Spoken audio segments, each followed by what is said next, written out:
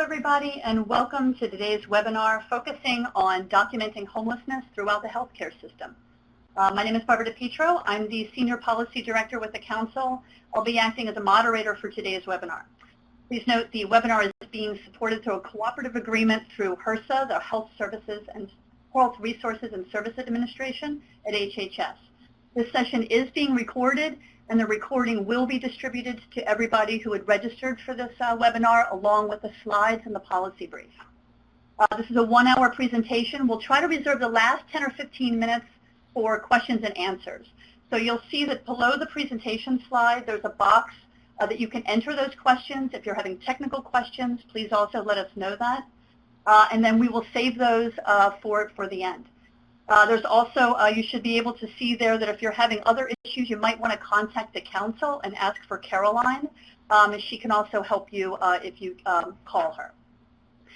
So with that, let's just plunge in, because I think this is a really exciting topic. And even though coding is not always framed in terms of excitement, I think that there's a lot of possibilities that I'm really, really delighted to talk through here. One thing that I'll take as just a moderator privilege here is just a few minutes of introduction of the issue and some of the findings of our policy brief before I turn it over to our speakers. So one of the things that a lot of folks have asked is, why are we even focused on homelessness? Why identify folks? Why code them? Again, just why the attention on this population? And I think that anybody who's working with this group knows that the incredible healthcare needs, both the breadth and depth of chronic and acute disease, behavioral health conditions, and I think really, and the impact on the healthcare system broadly is something that's gaining greater attention. Housing status, as we know, is a key social determinant of health, and it's also a really important clinical decision-making factor. And I think something that we're trying to get talked about more broadly is the clinical implications of homelessness and how that needs really to be something that we're asking about in the provider environment. When we talk about payment reform, this is typically going along with health reform, Medicaid expansion in many states. When we think about patient risk factors, it's these kinds of social determinants of health that really are going to be the key to leveraging the kinds of payments that we need in order to substantiate the depth of services that we provide. And so when people talk about value or paying for outcomes, one of the things that we really need to think about is, well, where do our patients start? What's the baseline? And anyone, again, who's working with this population knows that our patients start with a very different acuity and risk factor than the general population. So thinking about how do we demonstrate what that baseline is so that we can document not only the improvements of health that we're making, but also so that we can leverage the payments, the additional services, and really structuring a system that can be responsive to both the people that we're serving as well as the providers who are serving them. Data and coding, of course, is key to that, and so thinking through how do we really leverage that billing system and a coding system that we know is complicated, but we can make that work better for us. And so I think we want to just have some of that discussion here. Let me introduce our speakers today. Tracy Alston is coming to us from Colorado Coalition for the Homeless, where she's a senior coding specialist. Tracy has extensive experience in coding, a lot of certifications that go beyond what you're seeing here, and so really an expert in what that looks like, particularly in a health center and especially in a healthcare for the homeless health center. So really excited to have her expertise today. Brett Feldman is in the Lehigh Valley Health Network, and will talk to us about what it looks like inside a hospital system to be able to implement a screening tool for homelessness. And what are the pitfalls to that, but what are the successes and challenges that they've seen in their system? And then finally, we'll talk with Jenny Ismert, who's the Vice President for Health Policy at United Healthcare Community and State. A really interesting perspective that we are not, I think, talking about enough is how can we partner with our managed care entities?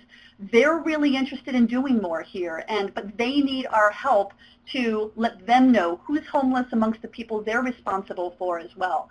So I think we've got a really great cross-section of folks. One thing I just, again, moderator perspective, just going to quick do a couple of points on the policy brief that we've just released outlining some of this. You may be interested to know, maybe many of you already know, there's 68,000 codes in the ICD-10 CM series. And so 5 times more than there were in the ICD-9 series. In both the 9 and the 10 series, there was a code for homelessness. It's Z59 in the current series. It was V60 in the ICD-9 setup. But one of the things that I think is really helpful with the ICD-10 is that there's an entire section that really focuses on social determinants of health. And these are codes that go beyond housing status. It's a wide range of other factors. Obviously, we're focused on homelessness, but unstable housing is a related one. Food insecurity and a number of other social determinants can be found in this list. And so really excited, again, to see the options for us really getting a robust descriptive coding for the folks that we're serving. Just a couple of quick pieces, again, that are reflected in our policy brief. Common questions that people ask us about how you ask in code. We all know how you ask a question matters and what you get back. We are all struggling with figuring out what's an efficient patient flow in our waiting rooms, in our emergency departments. How are we able to ask any more questions given the breadth of screenings that we're already asking folks? We've got expert screenings. We've got intimate partner violence screenings. We've got veteran screenings. And there's a whole host of things.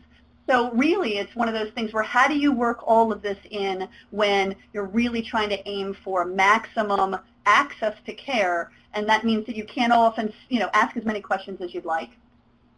There's a lot of stigma, as we know, around asking about housing status, and so really thinking through how are we being trauma-informed about how we're eliciting information that's important. And then again, this really gets back to it's a chicken and the egg. Many times this kind of code is not currently reimbursable, so people don't use it because they don't get paid. At the same time, how do we leverage a justification for the additional services and payment absent that data? So I think we're really at a crossroads in really making the case for this being important. Some strategies that have been successful, adding status fields, that should be EHR, not her. The autocorrect there should have been corrected. So electronic health records should have housing status fields that we can be entering, not in the open text. Really thinking through how we're going to use that data and where you're going to take your advocacy with that information. Making sure that you have formal procedures for asking and for coding. So how you ask and where you put that information in the client chart, really helpful. And then a lot of this just comes with additional training for staff. It doesn't need to be extensive, but it does need to be mindful, so again, that we're being consistent and we're being trauma-informed and we're really doing patient-centered care. So that's a quick overview there on some of the questions and challenges that we've pre-identified. The rationale for using this, of course, is that there's a whole host of interventions that are becoming increasingly common, but thinking about how we pay for them and support those services often can rely heavily on the data that we provide to substantiate that. Permanent supportive housing, medical respite care, a number of frequent user initiatives that can target more robust services and intervention, and then more states are moving to health home reimbursements. So these are all reasons why we can leverage the ask and code approach. Again, this is, you'll all get the slides. This is a link here to our new policy brief on this. I've talked enough, so let me open this up to the Colorado Coalition for the Homeless. And Tracy, you can take it away from here and talk about what this looks like out in Denver. Okay, thank you, Barbara. As Barbara mentioned before, my name is Tracy Olston. I've been working with the Colorado Coalition for the Homeless for the last several years. And for those of you who don't know what the Colorado Coalition is it's a coalition that has been formed for over 30 years. What we do in Colorado is we look at homelessness as part of a medical condition with the patient. We look at, does a patient have housing? Do they not have housing? What methods and ways can we support them through helping them get housed, through setting up jobs for them, as well as taking care of medical and behavioral health and dental needs. So we look at homelessness as kind of the entire package of how a patient's medical care is handled. And our organization has been around for 30 years. John Pervinsky is our president. He actually was one of the key founding members of our organization and has made a huge impact in homelessness in Colorado. So a little bit of history as to how we look at things is when people are homeless, we usually assume that they are very sick. The reason why we look at it this way is because most people that are homeless have several things. One, they are unable to seek care on a consistent and a regular basis.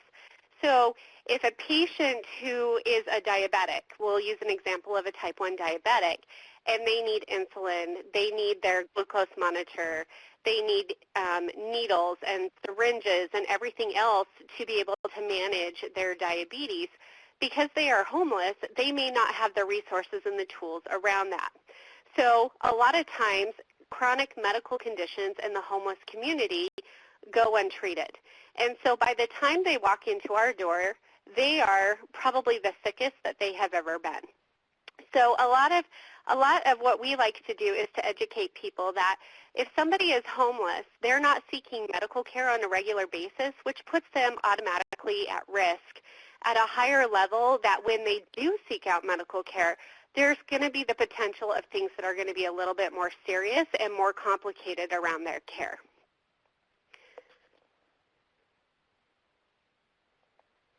Okay, there it goes. So one of the things that happened in the state of Colorado back in August of 2015 is a group of us met with our Medicaid provider. And as we were sitting around talking to the state of Colorado Medicaid, one of the things came up that a lot of us thought was pretty interesting in the room. They said, we are seeing a trend in community health centers in Colorado where your patients aren't very sick. Your patients aren't the sickest of the sick. We're comparing data with a primary care practice down the street from you, and it appears that the primary care practice has patients who are sicker than yours. And so as we started to dive into this conversation and the data that they supplied us, which you can kind of see on the screen, these are two pieces of data that was provided to us back a year ago. What we were able to determine is our providers were not documenting the true risk of the patient, or we didn't know how to document the true risk of the patient. And so what was happening is they were saying that 61% of community health centers only contain one line item per claim, or they are missing a diagnosis or CPT coding. And what that means is providers document their information in the medical record. The information in the medical record is then taken out and it's attached to a different code. Once that code is assigned to the claim goes to the insurance payer, and the insurance payer uses that data to analyze as well as pay the claim if it meets the requirements of medical necessity.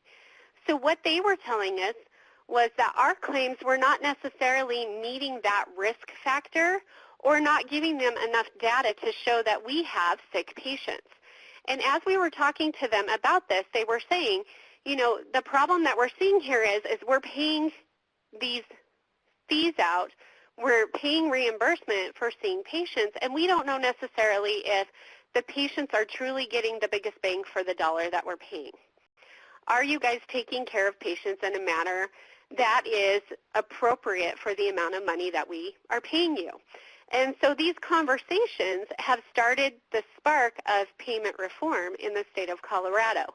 How do you prove that the patient that you are seeing is truly the sickest of the sick? So I'm going to go back to the example of the type 1 diabetic. We have two patients that walk in the office. The first patient is housed. They're a type 1 diabetic. They have access to a refrigerator for their insulin. They have access to 3 meals a day. They have a warm bed to sleep in. They can get their syringes, their needles, their glucometer. They can monitor their type 1 diabetes. Even though their type 1 diabetes may not be in control 100% of the time, they have the resources and the means to be able to control. We get a patient who walks in the door who's a type 1 diabetic that is homeless. We don't know if they're eating 3 times a day. We don't know if they have insulin because we know they have no access to a refrigerator to store it. We don't know if the needles were stolen out of their backpack.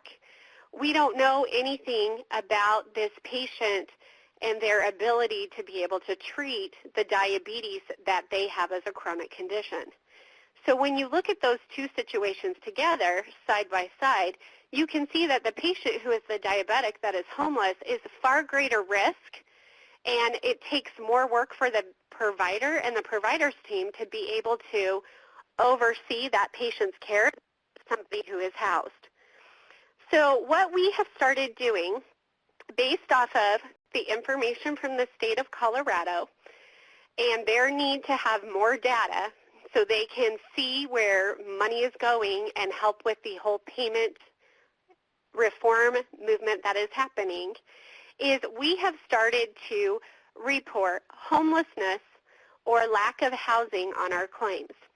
And so what we have is we have a couple of ways that we do this. Right now we have a mobile clinic. It's an RV. It goes out to different parts of the community. Homeless people know that this RV goes out on certain days. It will go to the Salvation Army, the Denver Rescue Mission, or just to area parks. And people will come and they will be seen there. Providers ask the patient, are you housed? What is your housing situation? We also have shelter examinations, TB clinics, and we provide a whole bunch of integrated services. As the patient is being sought out or as they are being reached out for medical or even outreach services, we are getting information from them, not only about their medical care, but about their housing situation. So as we get that information, when we see their visits, we report several codes from the Z category, the Z59 category. The two that we use most commonly in our organization is Z59.0 for homelessness or Z59.1, which is lack of housing. In our case, we help patients that are on the verge of homelessness as well as people who are homeless. So when we talk about on the verge of homelessness, this could be where they're sleeping on their friend's couch this week. But next week, they're not really sure where they're going to be sleeping. They're not truly homeless because they do have somewhere that they can go. It's just not a stable environment for them. So we typically use one of these two codes with our coding as long as the provider has noted it in the medical record that the patient is truly homeless. So how this works is the Z59.0 and the Z59.1, based off of coding guidelines, can never be used as the primary diagnosis code. And we just don't go out and screen people just for homeless. Typically, if we're engaging with a patient, it's around some sort of medical or behavioral health type of encounter. And so those codes, based off of the reason for the visit, is the first code that is listed in our diagnoses. And then if they are homeless, we list that in second position or in third or in fourth position, depending on how many chronic conditions that the patient may be presenting with. The reason why we started to do this particular way is because we wanted to make sure that, more specifically, the state of Colorado Medicaid could see that there is a direct link with chronic conditions and the homeless population, where our CPT codes may not be a traditional 99212 or a 213. For those of you who don't know coding, those are very low-level evaluation and management codes. Whereas in our setting, a lot of our visits are in the higher to moderate level of your evaluation and management, the 99214s or the 215s. And it really has to do with around their housing situation and the complexity that comes from the patient not being housed. So that really does benefit the state of Colorado Medicaid and allows them to see what kind of medical necessity, what kind of risk factor not only are we taking care of, but their patient population has. The other thing that is beneficial is it provides reporting measures and reporting mechanisms for us as an organization we have a lot of grants. We have many people that we have to report to that have given us money to be able to take care of the homeless population. This particular group of CPT codes allows us another mechanism and another pathway to have some reporting measures to be able to give that information back to the people who have so generously given us money. The other thing is it benefits the patient. And I always tell people, coding and billing, a lot of people think, oh, codes are only used from a billing perspective. But the coding piece is actually, it helps with quality measures. It helps with making sure people get the services and the opportunities that are necessary for their circumstances. And so it really does help with the patient and overall patient care. And with quality measures as well. And so we've been doing this for several months and have seen positive response, especially from the Centers for Medicare and Medicaid Services, in regards to how we report these things and being able to show that our patients truly are at a higher risk than the general population. So with that being said, I'm going to turn the time over to Brett. If you have any questions, please feel free to fill out the Q&A, and we'll get to them at the end of the presentation. Thank you. Great. Thank you very much. So my name is Brett, and my presentation is on mending the holes in the safety net and how we can screen and identify the homeless. This really comes from a research study that we conducted in our institution, Lehigh Valley Health Network. It's in eastern Pennsylvania. It's a large regional health network with over 1,000 inpatient hospital beds. And the main reason why we conducted this study was because, number one, we knew that homeless people utilize healthcare differently than the housed population. Our own proprietary data showed that before we really started the program, their average length of stay was about 9 days. The 30-day readmission rate was 50% compared to 20% for the housed population, and that they were much sicker with over a third with 2 or more major medical illnesses. So when we started with that baseline, and then we started our street medicine program and shelter-based clinics and inpatient hospital service, we saw that we were able to do some pretty good things. Our 30-day readmission rate went from 50% 2 years ago to 31% last year and was down to 12% this year. And we were also able to get our patients insurance. So a year ago, 24% had insurance. Now, consistently, the mid-70% have insurance. So it's been able to increase their access to care and also create downstream revenue for our hospital. So we knew that our patients had high comorbidities, and we knew that we could do something to fix it. But what we didn't know was who were we missing? Who else would benefit from this service? We also knew that our length of stay was not affected. Even though we were able to help our readmissions, the length of stay was still right around 9 days. And we also didn't know the prevalence. So if we have a program that works, then not only who are we missing, but how much additional resources do we need? So part of the reason why there's holes in our safety net, which would be the emergency room, is because we really have trouble defining homelessness, identifying the homelessness, or identifying the homeless, and then if we were going to implement a screening tool, would the emergency department be interested in doing that, and what would be the response to that? So really what we're going to be talking about is the difficulty in defining homelessness and identifying the homeless. So the government, which is one organization, has 3 main definitions of homelessness, which makes it a little bit complicated. So in order to make the screening tool that we used in the research study, we looked at the HHS definition, the HUD definition, and the VA definition. These are just brief overviews of those. So the HHS was to define homeless as people sleeping on the streets or in shelters. They did use doubled up as a defining factor for homelessness, which if you think about it is actually pretty accurate, because our patient is homeless. They just still have some semblance of a social system left over, so they're able to stay with somebody that's not homeless, but they are in fact homeless. And the last one, which was interesting, is somebody released from prison or a hospital that did not have a stable housing situation. So this actually placed the responsibility and some of the burden on the hospitals to find a stable housing situation.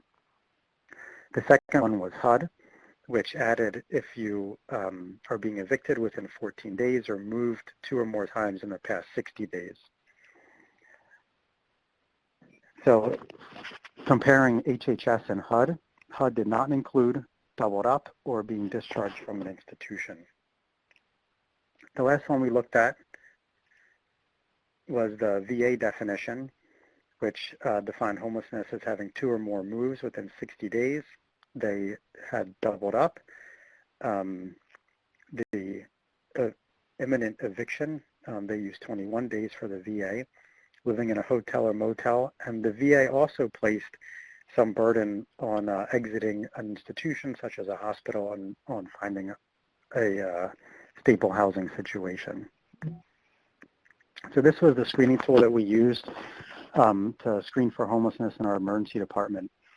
So and it started out in the last 60 days. The first one is not from the definition of homelessness, but is self-reported at risk for homelessness. So we have you been concerned about losing your housing, change residence more than twice, lived with a friend or family member, so that's your doubled up, faced eviction, and then the last one, slept outside in an abandoned building in your car, emergency shelter, or a motel due to financial hardship. So when we looked at this, one of the most important things is when we're trying to determine our resources needed is, and also our research is, what's the denominator? You have to identify all of the homeless. If you're going to be able to say the homelessness use healthcare like X, or the people experiencing homelessness cost the system X amount of money. So one of the things that we wanted to do is look at previous studies on people on identifying the homeless and see if there was any way that we could kind of predict what resources we would need. So the studies that I'll go over quickly are, it's not to evaluate the study if it was a good study or bad study or even the outcomes, but simply look at how they identified the homeless. So this first study only used individuals in shelters and soup kitchens, and ED usage was self-reported, which obviously is not always reliable. The second study used the National Hospital Ambulatory Care Survey, which only identified 0.6% of the population as homeless. And how they did that is when a person came into the ED, then they could click either homeless or other institution or other residents. So if the patient did not self-identify, or the person completing the form did not click homeless but other institution or other residents, it wasn't counted properly. The next study included only inpatients, so you had to be sick enough to be admitted to be counted, and identified homeless as somebody without stable housing. And the last study, which was actually pretty interesting, it was done at Thomas Jefferson University, which is pretty close to where Lehigh Valley Health Network is. They identified, of the people they identified as homeless, they were found either by self-identification, running a local shelter address, or if the ED staff knew the patient and just said, yes, that person is homeless. And one of the interesting things was that only 15% of the people that they identified as homeless self-identified. So it really showed you the low likelihood of somebody self-identifying as being homeless for reasons mentioned earlier, the stigma attached to that. The best paper that we found was actually from Australia in 2012, and they defined homelessness as people living on the streets, in crisis, boarding houses, and unstable housing. And they did something similar to what we did in just screening the general ED population. They screened almost 3,000 people. 7% were identified as being homeless of all comers in the ED. So keep that number in mind, the 7%. And how they identified the homeless was first, so a patient would come into the ED and the clerical staff, which is the usual means of identifying, would have first cut at it. Of the people they identified as homeless, the clerical staff identified 18%. Next was a special alert team, which was a special trained staff to find the most vulnerable populations. They identified 8% of the people identified as being homeless. If you weren't identified by the clerical staff or the alert team, the researchers screened everybody else. So of the people identified as being homeless, the researchers found 73.9%. So to us, this really spoke to the need to systematically screen the larger population for homelessness.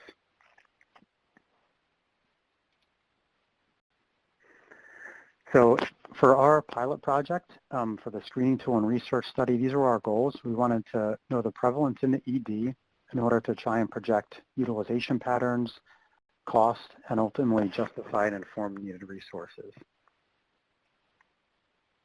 And these were the results of our study. So we screened 4,499 patients, and you can just direct your attention to the middle line. That's the percent homeless. So these are our three main hospital sites. The 17th Street Hospital is in the urban setting. CC is Cedar Crest, which is suburban, and MHC stands for Muhlenberg, which is also suburban settings. So at our 17th Street site, 14% of people came in identifying as being homeless, and these are unique individuals. So if they took the survey was not repeated. Cedar Crest and Muhlenberg was 5% and 6% respectively. This might not sound like a lot, but at Cedar Crest we have 45 ED beds, so that means at any given time, 2 people identified as being homeless.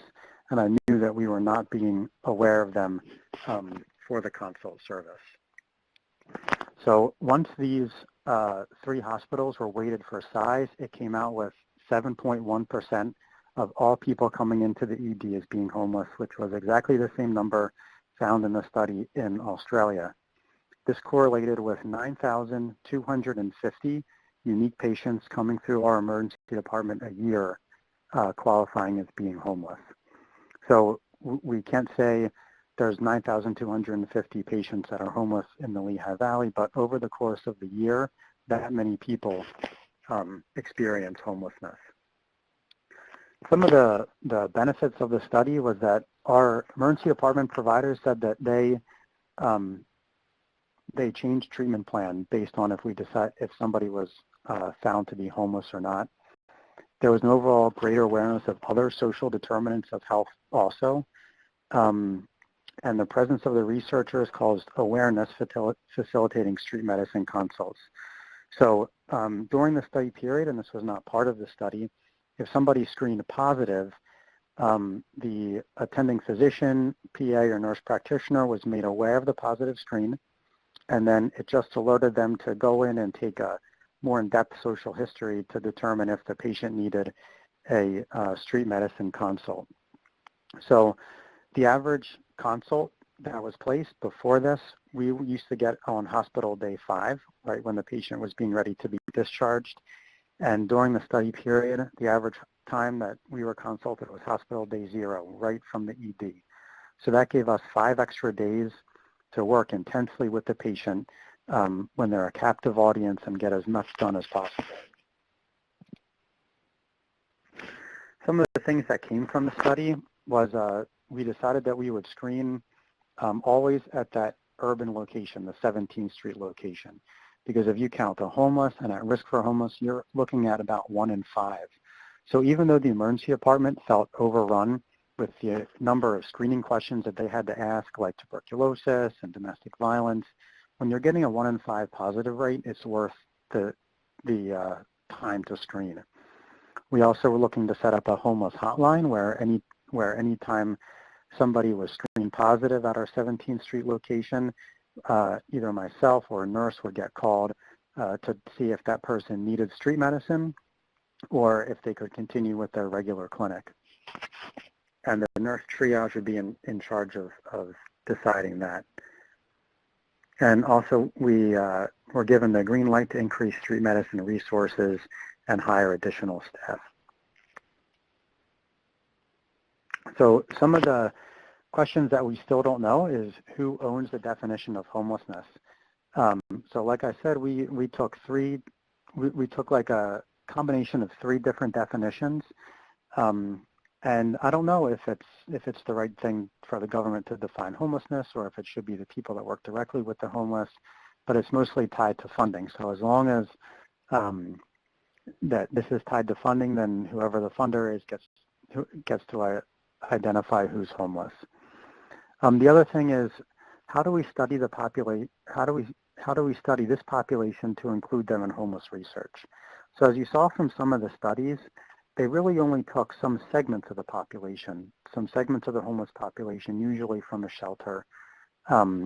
So when we say the people experiencing homelessness utilize health care like X, we really don't know because we haven't looked at the whole population, which brings us to the next point. How does this new homeless population access and utilize health care? And what aspects of street medicine, the idea that we need to deliver care on the street, still apply to the rest of these populations that qualify as being homeless but might not be sleeping every night on the street.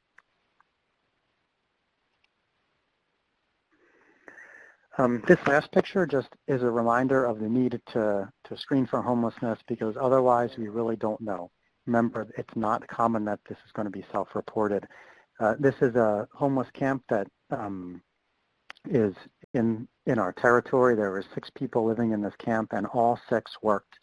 This was their vanity getting ready in the morning, so you can see a broken mirror, half of a Mountain Dew bottle as their shaving cup, and an upside-down milk crate as their countertop to get ready. All 6 worked, and nobody that they worked with knew that they were homeless. They since have saved up enough money to find housing, but there's no way that these people would have come into the emergency department and been identified as being homeless.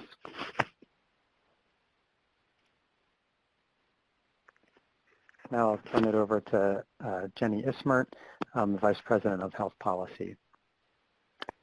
Thanks, Brad. Good afternoon. So for the purpose of the 10-minute discussion that I'll be leading on behalf of the United Healthcare Community and State is really to provide the perspective of a very large national Medicaid managed care organization, and really why it is that we are such advocates for the coding for the social determinants of health in the clinical settings, and why it is really to try to give an understanding of how this helps inform kind of downstream clinical programs.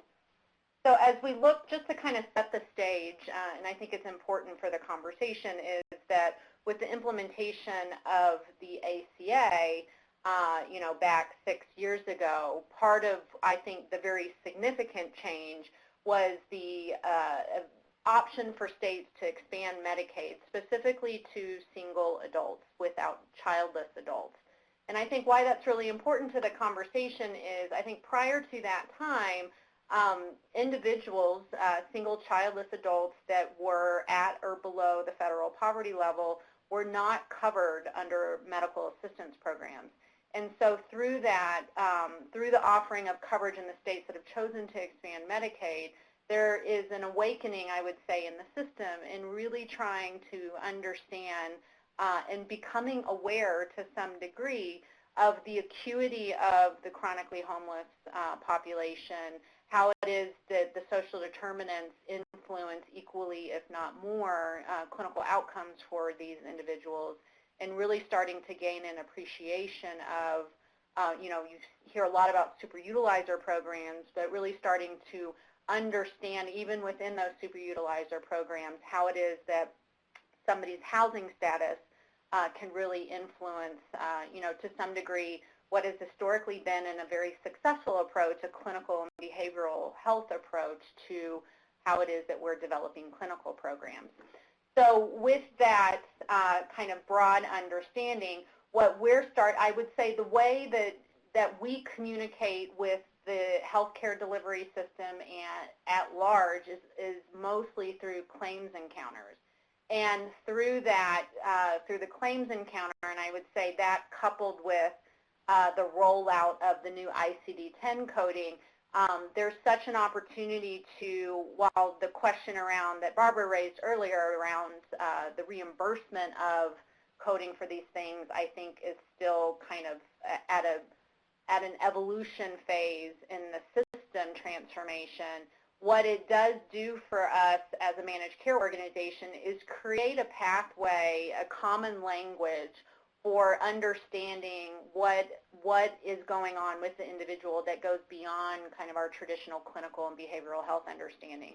And so one of the easiest ways to create this awareness for us is really to encourage our healthcare delivery system to code for the social determinants of health through the ICD-10 coding options, and really digging deep into the layers of the diagnosis codes in the subsequent analytics, you know, to some extent digging 10 diagnosis codes deep to really understand, even if it's nuanced in the claims data that we have, the social determinant factors that exist. And what that does, as you can see here, is that we have all these entry points of data that's flowing into us as an organization. We get enrollment files from the state. Those may or may not indicate somebody's homeless status. We're collecting information via health risk assessments and care coordination tools that, again, self-reported data that really is setting forth whether or not somebody has a particular social determinant issue. And then there's the claims data, and that ICD-10 code is really important, really because it is offering up a clinical assessment of somebody's status with chronic homelessness, for example, that is, we know is significant enough that it's being coded on the claims. And what it is that we really do with that is really try, what it tells us is a more complete picture of what is going on with the individual. And through that, what it does is helps us inform how it is that we can structure clinical programs that we know will likely be more effective for individuals that are experiencing some type of housing insecurity or chronic homelessness. And then through that as well, we're also going to understand how it is, you know, individuals are utilizing the system, you know, what emergency rooms are they going to, what FQHCs are they presenting to receive services. All of those things are key for us in understanding what's going on with the individual, because from a managed care organization's perspective, the number one issue that we have is having a capability to identify who these individuals are. Because with the data that we have, it's likely not reported, or if it is, it's hidden.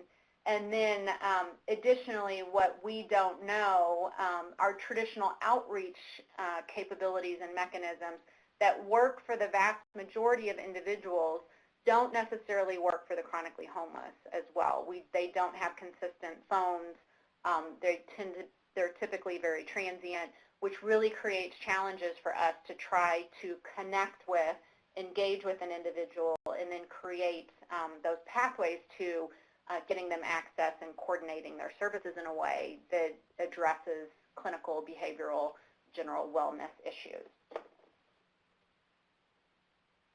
So through that, kind of telling this value story, why it is that we think that this matters not only to us as a managed care organization, but to providers at large, is again creating this story. I would say prior to expansion of Medicaid and offering up of coverage to these individuals, states and counties being able to really truly understand who these individuals are, what their costs are to the system, has largely been hidden in the funding structures of the social kind of safety net systems that have been largely responsible for paying for the services for the chronically homeless population. So with that, this kind of opening up of coverage to these individuals has really provided, I think, a fundamental opportunity for not only us as managed care organizations, but providers to start to demonstrate the value of the very highly, I would say, understanding who these individuals are and what their individual characteristics are, their acuity are, how they influence the risk of the population, but also to tell the story of the value of the highly specialized care that's going on today. I think through our work in this area, we've really, I would say, FQHCs, healthcare for the homeless grantees, really demonstrate a level of expertise in understanding the complexity of these patients. I think really supports the proof points that we know, especially when it comes to creating some unique opportunities around value-based contracts, really structuring incentives in a way that really acknowledge the value that FQHCs, healthcare for the homeless providers, safety net systems are providing for this population. So through that, I think opening up these channels of Medicaid funding really starts to lay the data, collecting the data, building on the data to really start to tell that story. So demonstrating the return on investment is key.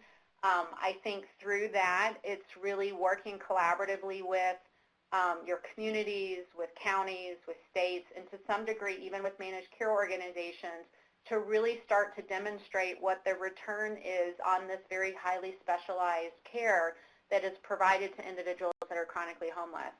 And then through that as well, it uncovers needs, gaps, best practices, how it is that we can understand and connect individuals that we know are experiencing some of these socioeconomic factors, get them better connected to non-traditional services that are often funded for under Medicaid programs as well. So we think that there's a tremendous opportunity not only for managed care organizations and understanding who this is, but for providers to really start to be able to tell the value story on the care that's being provided to these highly complex individuals. And then, where we think the opportunities are is really, understanding, I think, how significantly, what we suspect is how significantly underreported through the ICD-10 codes these characteristics are. So, for example, United Healthcare is administering Medicaid managed care programs in 24 states plus the District of Columbia. That translates into, in excess of 5.5 million beneficiaries. Through our analysis, we know through ICD-10 coding that approximately 9,000 individuals have been coded as being homeless in the last 12 months. So we suspect that that is highly underreported just given the sheer volume of individuals that we're serving across almost half of the states in the country, that number is likely significantly higher. But through our data channels, it's the best that we can tell with any kind of efficiency who those individuals are. And I would say of that, even with the 9,000 individuals that we know are chronically homeless, they're costing from a total cost of care perspective at close to $200 million a year across all of those states. So there is interest in understanding who these individuals are on a deeper level and aligning clinical programs that help support individuals achieving stability and wellness. Training to increase awareness of ICD-10 and the value, part of what we are working on, certainly in partnership with the National Healthcare for the Homeless Council, who have been great partners for us, is really starting to tell the story of what the value is in doing that coding. Barbara to some degree mentioned kind of the cart before the horse or the chicken before the egg when it comes to this. What we need to do at this point is really start to build the data. I would say that we're very early on in understanding the social determinants of health data for individuals that we're serving. It is an exercise that needs to build upon itself to really start to be able to collect that data, one, and two, to be able to build algorithms around how it is that we are analyzing the data. It's very easy for us to grab ICD-10 coding to basically flow into algorithms and risk analysis strategies to really not only understand who these individuals are, but what their impact is to the system, as they're utilizing services and how it is that we can create those downstream clinical programs. Develop pilots and collaborations informed by data. That's huge. I think if, as a managed care organization, if you have a very high concentration of individuals that are chronically homeless in particular areas, it creates the case to start to invest in some unique partnerships, really creating pilot programs that can test certain interventions to understand what their implications are. And then for us, equally as important is to tell that value story. Should we be talking to states about covering services differently? Should value-based contracting look different? Should we be incentivizing the healthcare delivery system that's highly specialized for the homeless population in a different way, for example? And then part of what we know is necessary in this is really supporting providers in the now that I know, now what situation. So if we're going to try to understand this to some degree, it's equally about how it is that we're going to create unique interventions that help providers connect individuals to the necessary services that they need that go beyond the four walls of a clinic setting. So how is it that we can make available some of the innovations that we've seen, platforms, smartphone applications, things that can really help to try to create the connectivity into the community-based provider world that lives beyond the clinical setting. And then how is it that we can also work with our state partners to think about non-traditional supports in a different way if we know that efficiently connecting individuals to those services creates value, not only from a wellness perspective, but we know, clearly with a homeless individual that has diabetes, that doesn't have access to food, or refrigeration for medicines, intervening in those ways is a tremendous success for the individual and also for the system as a whole from being able to provide more cost-efficient services. So I'll stop there. I think I will pass it back to Barbara, and hopefully we left enough time for some Q&A. Thank you, everybody. I think that was a really great overview of what we're talking about here in terms of our different perspectives and venues. We've got some good questions that have rolled in, so let's, and like maybe 5 or 6 minutes left, so let's just go right to them. So one thing is, we got asked, we're exploring using data from our HMIS, our HUD, Homeless Management Information System, as part of identifying homelessness and also finding PO boxes given by homeless organizations. Any perspectives from you on how this might be useful? Again, that's the HMIS or using PO boxes. I'll put this out, but Tracy, I guess I'll start with you. Are you aware of HMIS practices in your area? Yes, we use HMIS, and one of the things that is happening in our area is there are PO boxes that are being used, but also because a lot of the clients that we serve are homeless, they're using the addresses of our clinics as their main address for contact and for information. I don't know a whole lot about, I know HMIS is going through some changes right now and some new guidelines, and I haven't been abreast of those changes because it's in a different department than what I am in. But I do know that right now we are letting patients use PO boxes and the addresses of our clinics. And Barbara, it's Jenny, just to add to it from our perspective, from a data source, we believe that HMIS is a very valuable source of information for us to understand, if we have members that are in HMIS, how it is that they're engaging with the homeless support services or housing support services. Data sharing, those can be negotiated on a continuum of care by continuum of care basis. But it's challenging. The data sharing piece of it is difficult. Although we think that there's tremendous value there and we've worked through it, I think that there's still a long pathway for evolution on making that easier, I would say. Got it. Another question we got is, do we have examples or ideas of how smaller health centers or HCH programs can influence the major players, such as hospital systems, EDs, managed care organizations, criminal justice, behavioral health providers, to start using the Z59 code. And so I know a number of people are calling in from smaller organizations. So curious any recommendations we'd give to those folks on how they can really get something like this going in their area. I guess, Brett, I'll start with you since you're in a hospital situation. Do you have any perspective there? Yeah, I know that a lot of the HCH organizations have trouble engaging their hospitals. So just like anything else, you really have to present to them on what's in it for them.